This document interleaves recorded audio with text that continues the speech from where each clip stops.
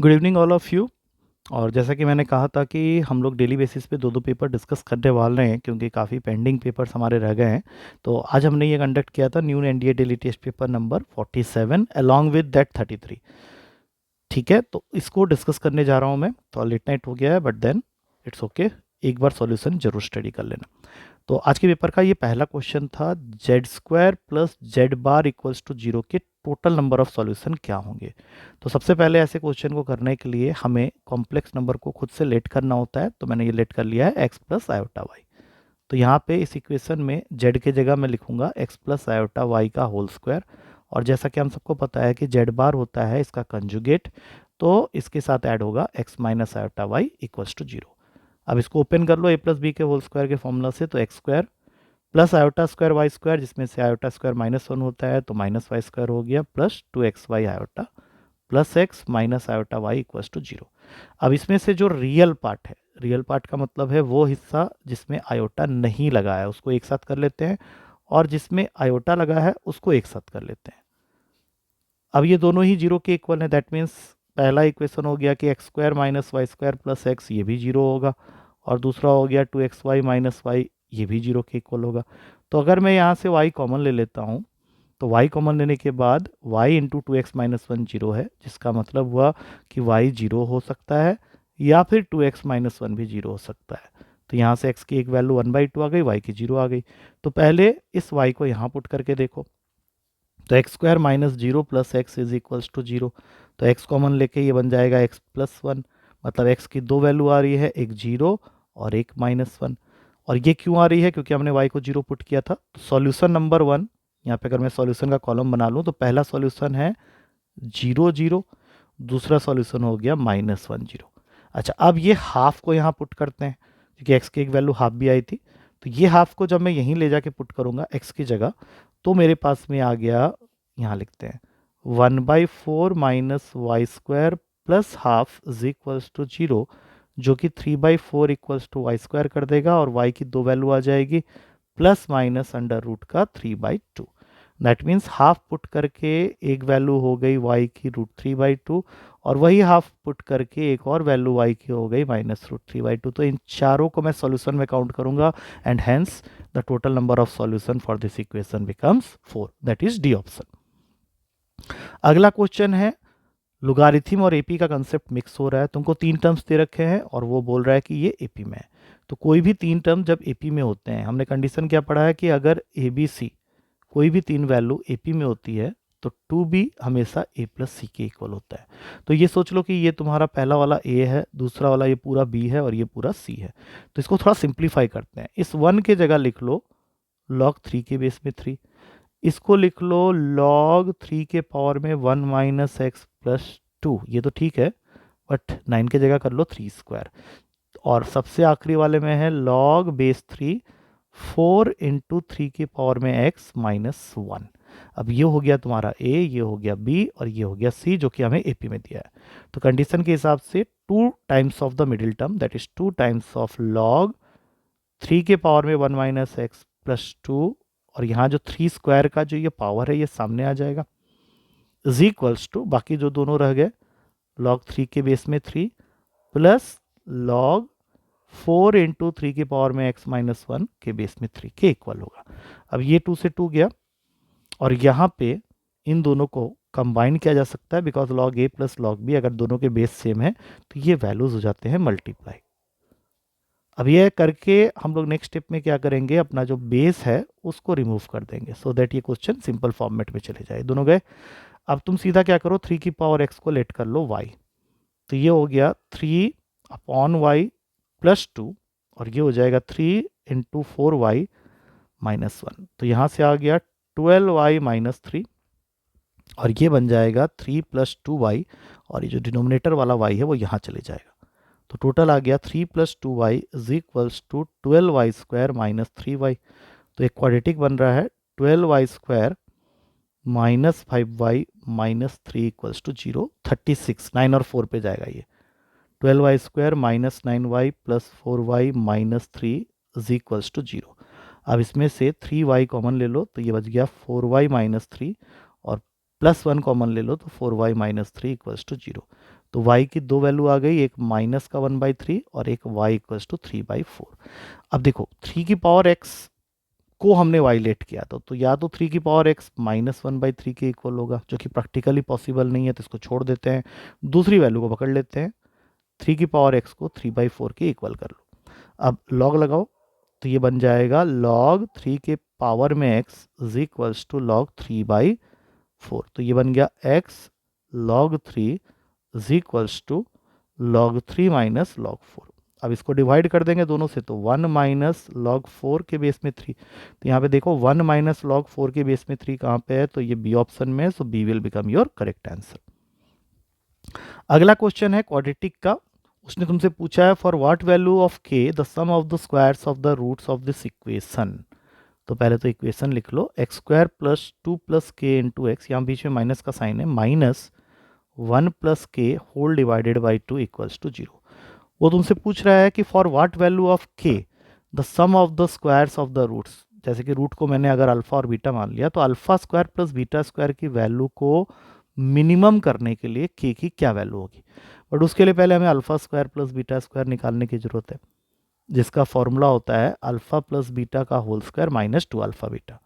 Some of the roots, product of the roots कई बार हम लोग पढ़ चुके हैं। सम ऑफ द रूट्स हमेशा होगा माइनस बी बाई ए के इक्वल। इस क्वेश्चन के हिसाब से ये हो गया माइनस का 2 प्लस के, क्योंकि ए की वैल्यू तो 1 है, और अल्फा इंटू बीटा होगा सी बाई ए, तो ये हो गया माइनस का 1 प्लस के अपॉन 2।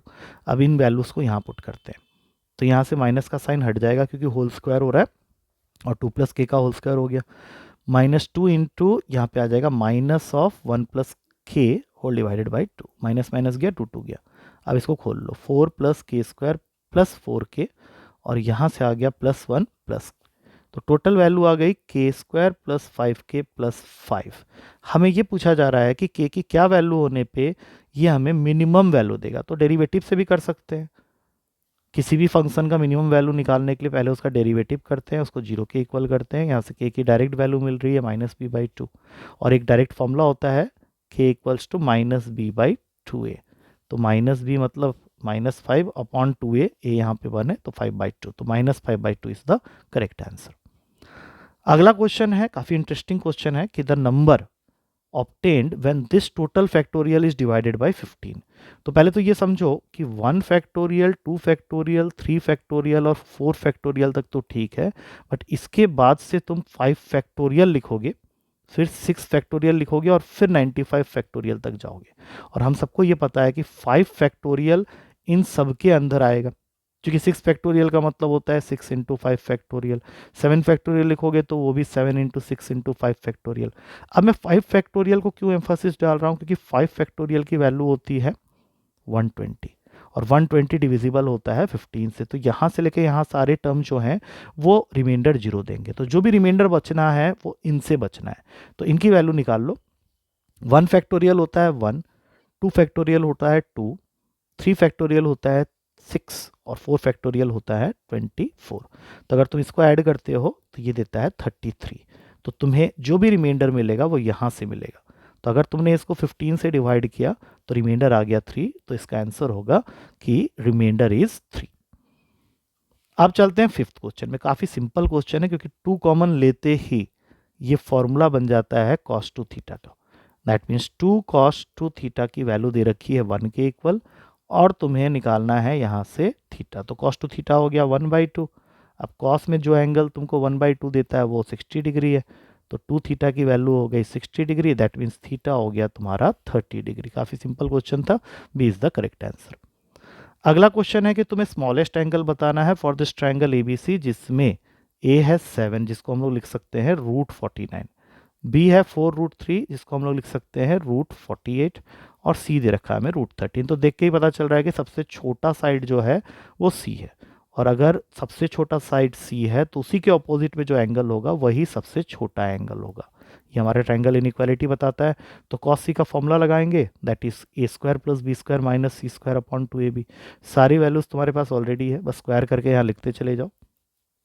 2ab करने जाओगे तो 2 × 7 × 4√3, तो ऊपर आ गया तुम्हारा 49 + 48 होता है 97, 97 - 13 होगा 84 और यहाँ पे आ गया 56√3। 28 के टेबल में ये वैल्यूज कट हो जाएंगे तो 3/2√3।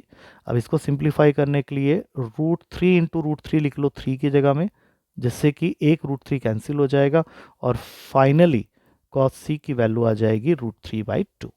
अब √3/2 तुमको मिलता है 30 डिग्री पे, तो cos 30 डिग्री सबसे स्मॉलेस्ट एंगल होगा। ए इज द करेक्ट आंसर। अगला क्वेश्चन सिंप्लीफाई करना पड़ेगा, थोड़ा लेंथी है बट आया हुआ क्वेश्चन है 2-3 बार। तो 4 tan इनवर्स 1/5 को लिख लो 2 tan इनवर्स 1/5 और यहाँ पे tan इनवर्स 1/239 को कुछ मत करो। अब 2 tan इनवर्स x का फॉर्मूला होता है हमारे पास में, that is tan inverse 2x upon में 1 माइनस एक्स स्क्वायर। तो अगर तुम ये फॉर्मूला यहाँ लगाते हो तो ये वैल्यू आ जाएगी tan inverse 2/5 upon 1 minus 1/25। Solve करके देख लेना, ये तुमको देगा 5/12। अब इसमें अगेन यही सेम फॉर्मूला लगाओगे तो ये तुमको वैल्यू दे देगा 120/119 और बाकी ये जो वैल्यू यहाँ पे पहले से बैठी हुई है वो तो है ही। अब इसमें tan inverse a minus tan inverse b का फॉर्मूला लगा दो, जो कि होता है tan inverse a minus b upon में 1 प्लस 120/119 इंटू 1/239। और जब तुम इसको सॉल्व करोगे तो ये पूरा कैंसिल हो जाएगा और यहाँ पे बचेगा सिर्फ 1 और tan इनवर्स 1 होता है π/4। तो करेक्ट आंसर हो गया डी ऑप्शन। अगला क्वेश्चन है equation of a line bisected the join of 3, -4 and 5,2। मतलब एक ऐसा लाइन है जो कि इंटरसेप्ट कट कर रहा है एक्स एक्सिस और वाई एक्सिस के ऊपर में इन द रेशियो ऑफ 2:1। मतलब यहाँ जो भी बनेगा वो इसका डबल होगा। तो तुम ये 2 और 1 मान लो, ये रेशियो दे रखा है तो नॉट द लेंथ। तुम चाहो तो यहाँ 2k और 1k लिख सकते हो। अच्छा, और लाइन पास कहाँ से कर रही है? एट द बाइसेक्टर, बाइसेक्टेड मतलब इन दोनों के मिड पॉइंट से। तो पहले मिड पॉइंट ही निकाल लो, वो आ जाएगा तुम्हारा 3 + 5/2 दैट इज 4 और -4 + 2/2 दैट इज -1। मतलब जो भी इक्वेशन तुम आंसर के लिए लोगे वहाँ पे तुमको ध्यान रखना है कि वो 4, -1 से पास होनी चाहिए। तो अगर मैं पहले इक्वेशन की बात करूँ ये भी पास हो रहा है, दूसरे इक्वेशन की बात करूँ ये भी पास हो रहा है, तीसरे इक्वेशन की बात करूँ ये भी पास हो रहा है और चौथे इक्वेशन की बात करूं तो ये भी पास हो रहा है। तो पता कैसे चलेगा? तो पता चलेगा इस बात से कि जो x के ऊपर में इंटरसेप्ट कट कर रहा है वो y का डबल होना चाहिए। अगर मैं पहले इक्वेशन की बात करता हूं तो x + y = 3 करके अगर मैं 3 से डिवाइड करता हूं तो what I can see here is कि इसका जो x और y इंटरसेप्ट है तो दोनों सेम है, तो ये आंसर वैसे ही गलत हो गया। दूसरे ऑप्शन को अगर कट करता हूँ 2x - y = 9 को 9 से डिवाइड करता हूँ तो भी मेरा जो आंसर आएगा अब तुम देख सकते हो ये आ रहा है, तो ये इसका डबल नहीं है, यहाँ पे गड़बड़ हो रही है। सी ऑप्शन में अगर मैं 2 से डिवाइड करता हूँ तब ये आंसर जरा ध्यान से देखना, x/2 + y/1 = 1, x इसका डबल है तो सी इज द करेक्ट आंसर। बाकी कोई आंसर तुम्हारा सही नहीं हो रहा है। नेक्स्ट क्वेश्चन है find the equation of a circle which is concentric with this circle. अब देखो कंसेंट्रिक सर्कल का प्रॉपर्टी क्या होता है कि जो भी सर्कल अब तुम लिखने वाले हो उसका सेंटर तुम्हारे गिवन सर्कल के सेंटर से सेम होगा, खाली आखिरी पार्ट डिफरेंट होगा। तो हमें ये के ही निकालना है। तो के निकालने के लिए उसने क्या बोला हुआ है कि तुम्हारा जो भी सर्कल है that touches Y axis, that touches Y axis मतलब ये कुछ ऐसा बना हुआ है।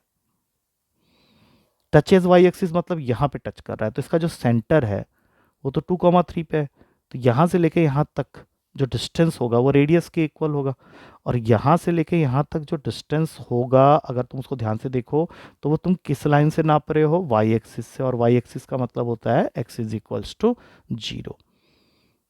तो अब तुमको सिर्फ ये देखना है कि इस सर्कल का जो रेडियस है, इस सर्कल का जो रेडियस है वो डिस्टेंस इक्वल होगा 2,3 का परपेंडिकुलर डिस्टेंस फ्रॉम x = 0 से।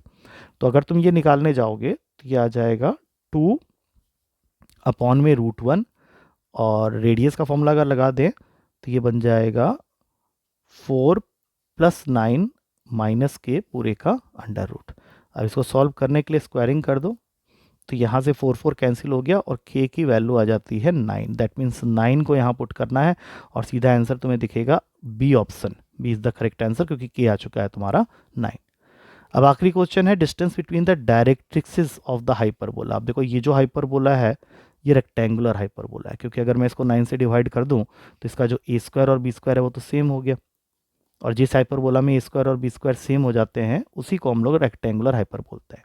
But distance between the directrix तब भी 2a/e ही रहेगा। तो ए तो हमारा 3 है, और रही बात इसेंट्रिसिटी की, तो इसेंट्रिसिटी किसी भी रेक्टेंगुलर हाइपरबोला का √2 होता है, क्योंकि फॉर्मूला के अकॉर्डिंग 1 + a² / b², जबकि तुम्हारा a² और b² तो दोनों ही इक्वल है, तो ये दोनों वैल्यू हमेशा कैंसिल होकर 1 देगा, और 1 + 1 हो जाएगा 2। √2 यहाँ लिख दिया। अब तुम्हारा आंसर हो गया 6/√2, जो कि ऑप्शन में नहीं है। तो इसको लाने के लिए तुम क्या करोगे, इसको 2 × 3/√2 लिखो, और फिर इस √2 को 2 बार लिख दो, √2 × √2 × 3/√2, तो दोनों कैंसिल हो जाएंगे। आंसर आ गया 3√2, जो कि डी ऑप्शन में अवेलेबल है। तो with this we come to the discussion of this particular paper also. तो एक बार सॉल्यूशन को अच्छे से स्टडी कर लो, और जो भी दिक्कत परेशानी लगे that you can ask in the class, ठीक है। Thank you to all of you, good night, take care.